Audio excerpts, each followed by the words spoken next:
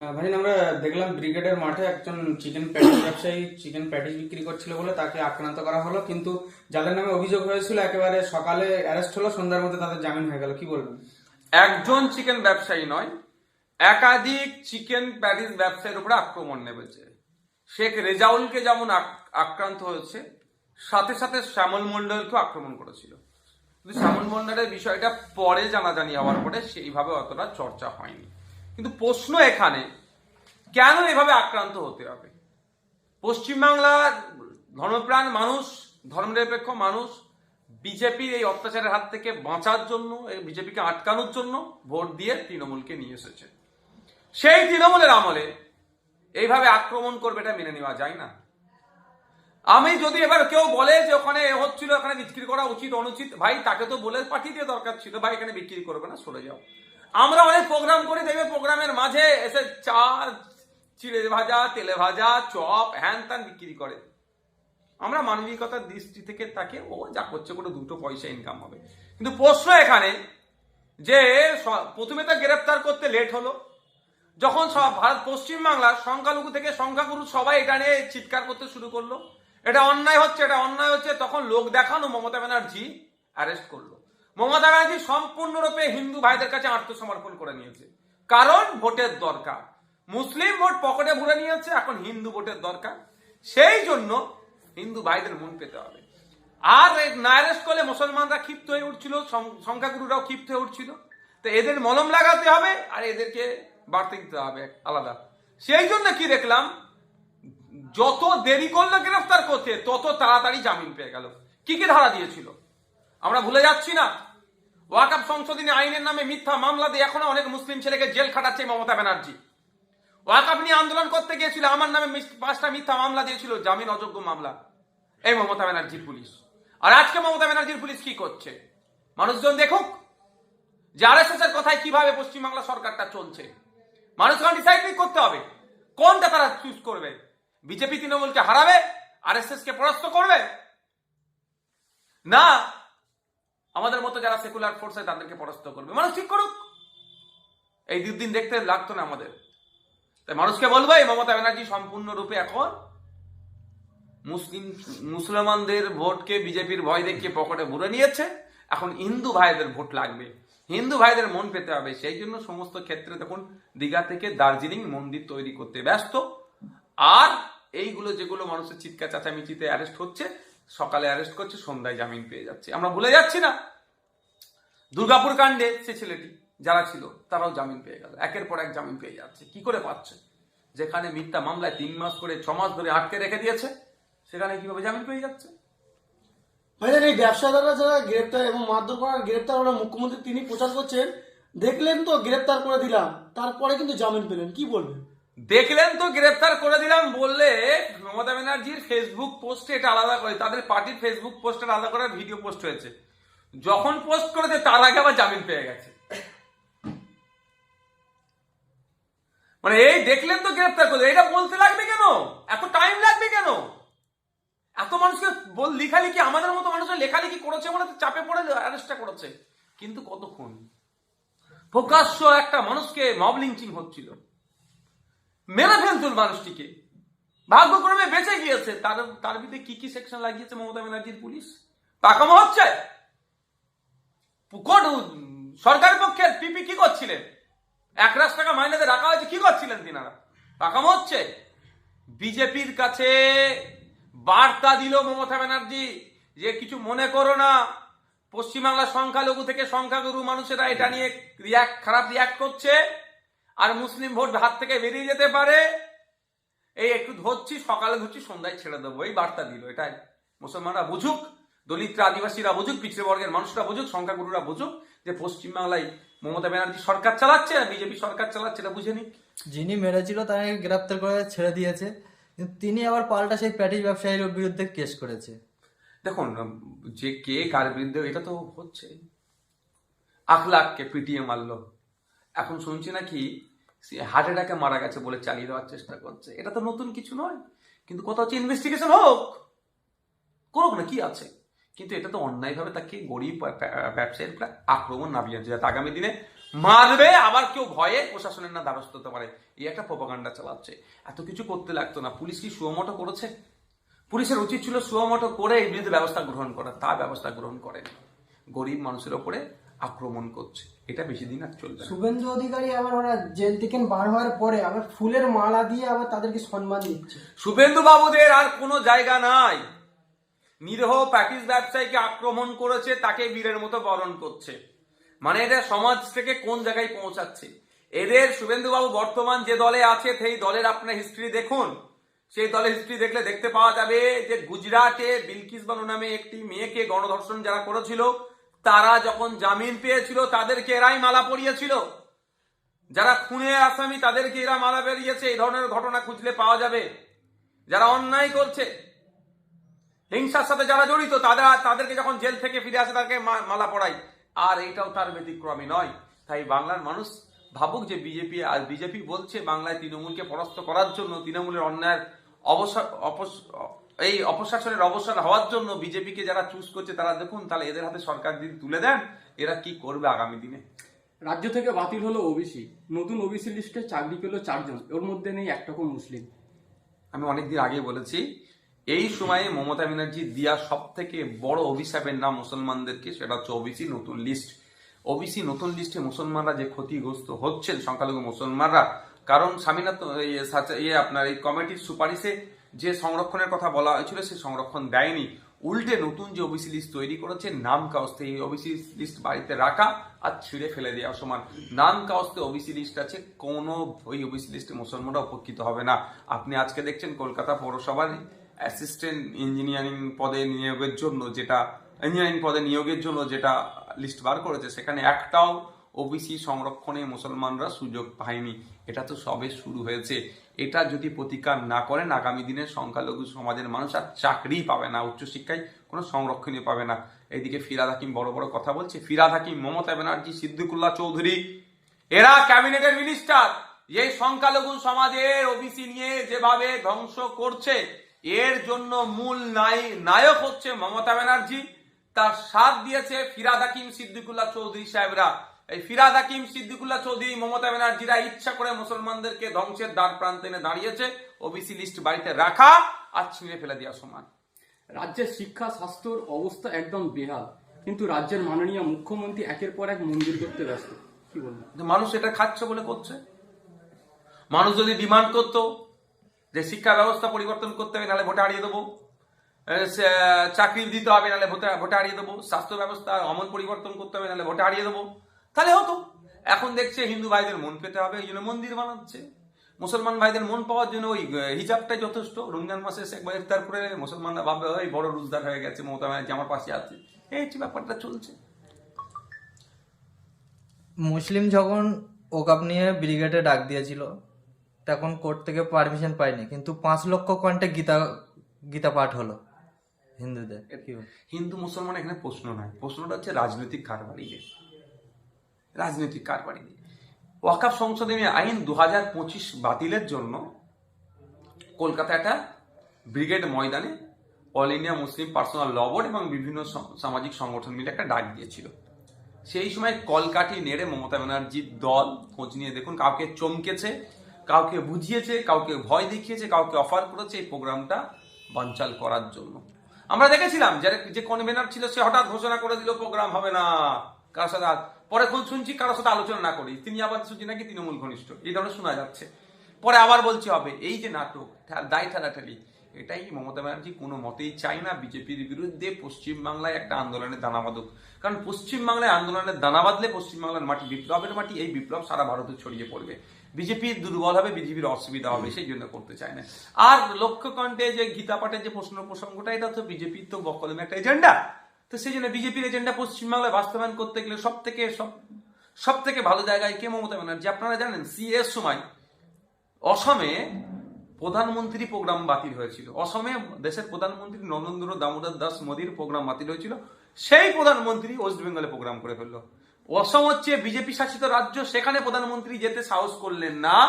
আবার আমাদের রাজ্যের মুখ্যমন্ত্রী তাকে এখানে এসে বার্তা কি দিলেন যে আপনার জন্য এখানে সব থেকে ভালো জায়গা, এটা অবিজেপি রাজ্য।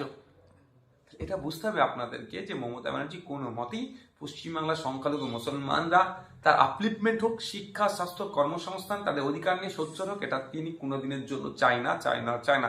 তিনি শুধু অশিক্ষিত কিছু গুন্ডা, মস্তান, সমাজ বিরোধী 2 নম্বর 4 নম্বর নেতাকে তার দলে রেখে দিয়ে আর ভালোগুলো যেগুলো আছে সেগুলোকে কথা বলতে দেয় না, চুপ করে রেখে দিয়ে এই বাংলার মুসলমানদের মন পেতে চাইছেন বা ভোটটা পেতে চাইছেন। ভাইজান 26 ভোট আর কয়েক মাস বাকি, তার আগে মুখ্যমন্ত্রী কাদের পাশে আপনারা থাকবেন? আমরা ওবিসি দিয়েছি এবং আরো বিভিন্ন প্রকল্প রেখেছি, কাদের পাশে থাকবেন? ওবিসির জন্য আপনারা সুযোগ সুবিধা পাচ্ছেন এবং আরো বিভিন্ন আপনাদের ছেলেপুলেরা সুযোগ সুবিধা পাচ্ছেন, কাদের পাশে থাকবেন কি বলবেন? অভিযোগের জন্য যদি সুযোগ সুবিধা পাই নিশ্চিতভাবে বলবো কেন ছেড়ে আসবেন। সরকার মানে কি সুযোগ সুবিধা দেবে, যে সরকার বিশেষ সুযোগ সুবিধা দেবে সে দীর্ঘমেয়াদী হবে। নতুন ওবিসি লিস্টে কোন মুসলমান বেনিফিট পেয়েছে এখন বলতে বলুক? কোন আর্থিকভাবে পিছিয়ে পড়া সংখ্যালঘু সমাজের মুসলমান বেনিফিট হয়েছে বলুন? ফেক এসটি সার্টিফিকেটের রমরমা। প্রকৃত যিনি ওবিসি নয় সে ওবিসির কোটায় চাকরি করে নিচ্ছে, প্রকৃত যে এসটি বা এসসি নয় তাকে নন এসটি এসসি কোটায় চাকরি করে নিচ্ছে। এই অন্যায়গুলো হচ্ছে, তাও আবার ভোট চাইছে। সামনে ভোট আসছে, 26-এ বুঝিয়ে দেবে মমতা ব্যানার্জিকে। 2021 সালে সিএনআরসির ভয় দেখিয়ে ভোট পার করেছিলেন তো, এবার কিসের ভয় দেখান? যারই ভয় দেখান না কেন, আর মমতা ব্যানার্জিকে এরা রেহাই করবে না, ভোটের মাধ্যমে পরাস্ত করবে। আপনারা ভাঙড় সোনপুরে ছাত্র জনতা সমাবেশ করেছিলেন, সেটা নিয়ে অনেক কটাক্ষ করেছিল, তারপরেই পাল্টা করেছিল শওকত মোল্লা ছাত্র সমাবেশ। সেখান থেকে যারা ছাত্রদের ভিডিও ফুটেজে দেখা গিয়েছে, সেখান থেকে একজনা গ্রেপ্তার হয়েছে মাদক পাচারে। কি বলবেন সেই তৃণমূলের? আমি ওটা জানি না, তো একটা কথা বলবো, আমরা ছাত্র জনতা সমাবেশ করেছি, এই ব্যাখ্যা অনেক দিচ্ছি। এই ছাত্র জনতা সমাবেশের কথাটা ওরা বুঝে উঠতে পারেনি, মানে অতটা জ্ঞানের পরিধিটা হয়তো অতটা পৌঁছায়নি বা এড়িয়ে গিয়েছে। এর পরিবর্তে আমরা দেখলাম ছাত্র যুব সমাবেশের ডাক দিয়েছিল। যাক, যুবক বলতে কত বছর আমার তাহলে যেটুকু জানি হয়তো ভুল, কারণ যুবকের নাম করে বয়স্ক লোকেরা অনেকে এসেছিল। এটা তো অনেকে এটা নিয়ে টিপ্পনি কেটেছে, আমি নতুন করে আর কাটতে চাই না। আমার কাছে কথা হচ্ছে, কম্পিটিশন হোক না রক্তদান শিবিরের, কম্পিটিশন হোক না সমাজ ব্যবস্থায়। আমরা রক্তদান শিবির করছি, 1000 ডোনার দিচ্ছে। আমরা রক্তদান শিবির করছি 749 জন ডোনার। আমরা রক্তদান শিবির করছি ভোগালী 1 নম্বর অঞ্চলে 754 জন ডোনার। আমরা রক্তদান শিবির করছি ভগবানপুর অঞ্চলে 750 প্রায় 1900 প্লাস।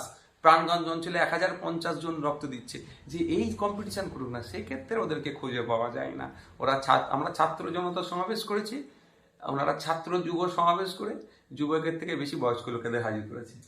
আর তারপর আপনি কি বলছেন, আমার কি মাদক পাচারকারী কাকে ধরেছে? স্টেটে যে ছাত্র ছিল তার মধ্যে একজন মাদক পাচারে ধরা পড়েছে, কয়েক কোটি টাকা তার কাছ থেকে উদ্ধার হয়েছে। আমি এই বিষয়টা এখন আমার কাছে খবর এসে পৌঁছেনি, তবে একটা কথা বলবো, তৃণমূল কংগ্রেসের সিম্বলটাকে সামনে রেখে মমতা ব্যানার্জি, অভিষেক ব্যানার্জি ছবিটাকে সামনে রেখে এরা অনৈতিক কাজ করে বেড়াচ্ছে। এই শওকত মোল্লা সাহেব, ক্যানিং পূর্বের বিধায়ক, নানান অনৈতিক কাজ করে বেড়াচ্ছে। পুলিশ প্রশাসন ব্যবস্থা গ্রহণ করছে না এই জন্যই যে সামনে মমতা ব্যানার্জি আর অভিষেক ব্যানার্জি ছবিটাকে দান করিয়ে দিচ্ছে তৃণমূল কংগ্রেসের নেতা বলে। তো এরা করতে পারে না এমন কোনো কাজ এদের কাছে নেই। কারণ আপনার কদিন আগে দেখেছেন মিতর চোখ বিক্রি করে দিয়েছিল, এরা চোখ চুরি করে নিয়েছিল। রাজ্যে একের পর এক বিজেপি নেতারা মুসলিমদেরকে চিহ্নিত করে বলছে, কখনো লুঙ্গি বাহিনী, কখনো এরা মুসলিম জিহাদি রোহিঙ্গার বাচ্চা, নানা রকম কথা বলে থাকছে। সেই কেন্দ্রে একদম ওই নেতাদের যারা হেড, তাদের আয়ত্তের মধ্যেই রয়েছে বাংলাদেশের শেখ হাসিনা, যাকে তার নিজের দেশ ফাঁসির অর্ডার দিয়ে দিয়েছে। মুসলিমদেরকে শোষণ করছে, এদিকে সেই মুসলিম মানে যাদেরকে ওই দেশে পাঠাতে চায় যে এই সরকার, সেই দেশের একজন মানে ক্রিমিনালকে হিসাব মতন কোর্ট ফাঁসির অর্ডার করার পরেও আমার দেশে নিয়ে এসে সব রকম সুবিধা দিচ্ছে। কি বলবেন কোন চোখে? দেখুন, আমি হাসিনা অনেক দূরের কথা, অনেক দূরের, এটা ইন্টারন্যাশনাল ব্যাপার। আগে প্রশ্ন হচ্ছে শুভেন্দু অধিকারী, দিলীপ ঘোষ, সুকান্ত মজুমদার, বিজেপি নেতাটা আমাদের রাজ্যে যেভাবে সাম্প্রদায়িক কথা বলছে, ওদেরকে এখনো ধরে জেলে রাখছে না কেন মমতা ব্যানার্জির পুলিশ? প্রশ্ন তো আমার এখানে। ওরা বড় বড় কথা বলছে বিজেপিকে আটকাবো, কিভাবে আটকাবেন? বিজেপি নেতারা একের পর এক সাম্প্রদায়িক কথা বলে যাচ্ছে, ধরে তো জেলের ভাত খাওয়ানো দরকার। একবার জেলে ধরে সঠিকভাবে ভাত খাওয়ালে দ্বিতীয়বার সাম্প্রদায়িক কথা বলা ভুলে যাবে। কিন্তু সেটা মমতা ব্যানার্জি করছেন না, মমতা ব্যানার্জি তার পুলিশকে করতে দিচ্ছেন, নিজে করছেন না, তার পুলিশকে করতে দিচ্ছে না। উল্টে আমরা যখন ওয়াকফ সংশোধনী আইনের জন্য রাস্তায় নামি আমাদেরকে ধরে আটকে রাখছেন, জেলে রাখছেন। আমরা ফেক এসটি/এসসি সার্টিফিকেট বাতিলের জন্য রাস্তায় নামলে আপনি আমাদেরকে আটকাচ্ছেন। আমরা এসআইআর এর নামে আতঙ্কিত করতে চাইছে মানুষকে, এটা বন্ধের জন্য রাস্তায় নামলে আমাদেরকে আটকাচ্ছেন। বাংলার মানুষ বুঝুক। আর বিজেপি বিচারিতার কথা বলবেন না, যেখানে একের পর এক অনৈতিক কাজ করে চলে যাচ্ছে, আর এর উল্টে বাংলার সাধারণ সহজ সরল মানুষকে রোহিঙ্গা বলে দেখে দিচ্ছে। কিন্তু বাংলার মুখ্যমন্ত্রী কি করছে? আপনার নাগরিককে রোহিঙ্গা বলছে আর আপনি চুপ করে বসে আছেন, ব্যবস্থা গ্রহণ করছেন না কেন? সুপ্রিম কোর্টে তথ্য দিচ্ছে ভারত সরকার 40,000-এর একটু বেশি রোহিঙ্গা সারা ভারতবর্ষে আছে।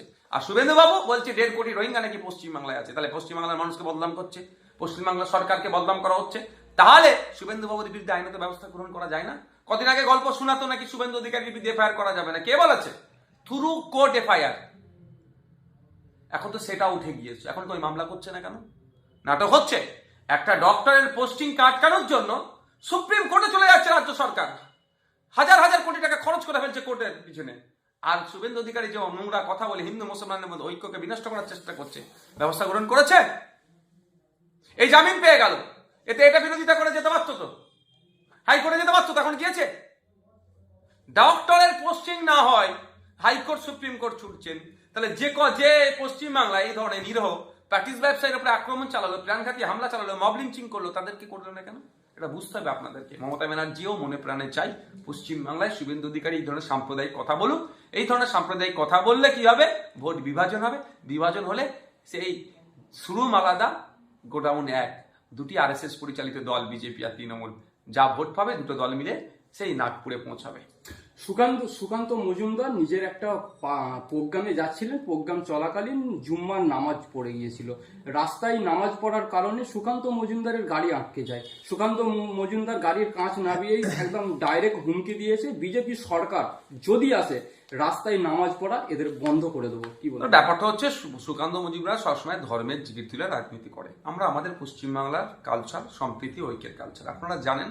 আপনারা এখন চলে যান পার্কি স্ট্রিটে। পার্কি স্ট্রিটে সারা পশ্চিমবাংলা যতটা পার্সেন্টেজ না খ্রিস্টান সম্প্রদায়ের মানুষ আছে, কিন্তু আমরা সেটা ভাবি না। দেখবেন এখন বিশাল করে লাইটিং হচ্ছে। খ্রিস্টান সম্প্রদায়ের তাদের ধর্মীয় সব থেকে বড় অনুষ্ঠান, আমরা তাকে সহজ সরল ভাষায় বড়দিন বলি, ক্রিসমাস ডে, সেটা পালন করে সেখানে খ্রিস্টান থাকে, সব ধর্মের মানুষ যে ওখানে চলে যায়। সেখানে অন্যান্য ধর্মীয় উৎসব হয়, রাস্তাতে প্যান্ডেল হয়, আলোচনা হয়। মুসলমানরা নামাজের জন্য শুক্রবারে 5 মিনিটের জন্য রাস্তায় থাকে। এটা আমাদের কৃষ্টি কালচারের, এটাকে আমরা ইনক্লুসিভ মনে করি। সুকান্ত মজুমদারদের অসুবিধা হচ্ছে। সুকান্ত মজুমদারদের অসুবিধা কেন হচ্ছে? যে এইটা সুকান্ত মজুমদাররা চাইছে না। কেন চাইছে না? যে ওদের ভোটের রাজনীতিতে ইম্প্যাক্ট করছে না, সেই জন্য ওনাকে এটা নিয়ে বাজে মন্তব্য করতে হবে। তো সুকান্ত মজুমদারকে বলবো যে আপনার পূর্বপুরুষ এই দেখে অভ্যস্ত, আপনারা দেখেন, নতুন দেখছেন, মনে হয় আপনাদের নজরে নতুন আসছে, কিন্তু এটা পূর্বপুরুষ ধরে হয়ে আসছে। আপনারা যতই আশা করুন না কেন, বাংলার মসনদে আপনারা আসতে পারবেন না। আপনাদের মতো সাম্প্রদায়িক লোককে বাংলার মানুষ আশ্রয় দেবে না। আপনার একটি মন্তব্য ইতিমধ্যেই ভাইরাল, যেটা দেখলাম বিধানসভায় একদম লাইভ টিভির সরাসরি দাবি করছেন। কেন হঠাৎ এই লাইভ টিভির দাবি? অনেক আগে থেকে করছে, আবার নতুন করে করেছে। এটা বেশি প্রচার এখন হয়েছে। তা লাইভ টিভি করতে হবে না?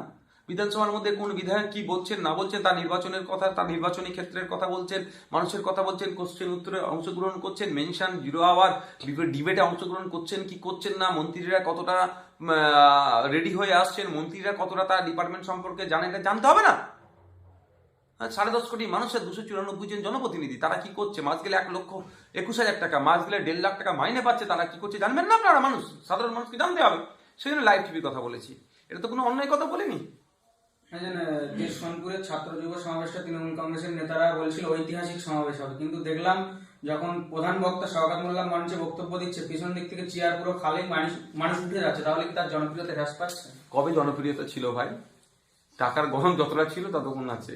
পেমেন্ট করেছে হয়তো 500 টাকা, বলছে 3 ঘন্টার জন্য, 3.5 ঘন্টা হতে চলে যাচ্ছে, বলছে আর 500 দেয়, নাহলে বসবো না। এর মধ্যে বাড়ে কেন? ওদের কোশ্চেন করছেন বলতে অন্য কোনো কোশ্চেন। আপনার নামে যে অভিযোগ এনেছিল 30 কোটি টাকা বিজেপি থেকে নিয়েছেন শওকত মোল্লা এবং দীপক ব্যাপারী, তাদেরকে কোর্ট থেকে নোটিশ করা হলো, সশরীরে তাদেরকে 29 তারিখে হাজির হতে হবে। কত দম আছে দেখি না, এবার প্রমাণ করুক কোর্টে আছে। আমি তো ওদের মতো খারাপ ভাষা বলেছে বলে আমি খারাপ ভাষা আক্রমণ করি না, আমি আইনের মাধ্যমে বুঝে নেবো। উনি বলেছেন আমার নামে আমি নাকি এত টাকা নিয়েছি ওই দলের কাছ থেকে, তো উনি এসে কোর্টে প্রমাণ দিয়ে দেবে কোথা থেকে কিভাবে পেয়েছে, নিশ্চিতভাবে ওনার কাছে জানকারি আছে, দিয়ে দেবে, মিটে গেল। আর না দিতে পারলে কি হবে বুঝতে পারবে পরের স্টেপে। ওনাকে তো সরাসরি আসতে বলেছে, উনি আসবেন না? আসবে না, ওনার ঘাড় আসতে হবে। আইন কারোর জন্য ছাড় নয়, এটা মাথায় রাখো। মনে করছে যে আমাদের মহিউদ্দিনের খুনের মামলাতে উনি এখন বাইরে আছে বলে পুলিশ ছেড়ে রেখেছে, কিন্তু কোর্টের মাধ্যমে বুঝছি আমরা। দেখলাম মাধবপুর থানায় কলকাতা পুলিশের আন্ডারে সেটা উদ্বোধন, কিন্তু মেন বক্তা ছিলেন আমার শওকত মোল্লা, ওখানে কি বলবেন? দেখুন ওটা পার্টি কাকে কি করবেন, তো সরকার আর পার্টি তো আলাদা নয়। ওখান প্রশ্ন করলে বলবে জনপ্রতিনিধি, কিন্তু ভাঙড়জান কাশীপুর থানার হলো উদ্বোধন হলো, তখন ভাঙড়ে তো জনপ্রতিনিধি ছিল। এগুলো ছোটখাটো বিষয় মনে করি, পাক্কা দিন না। আচ্ছা, ঠিক আছে।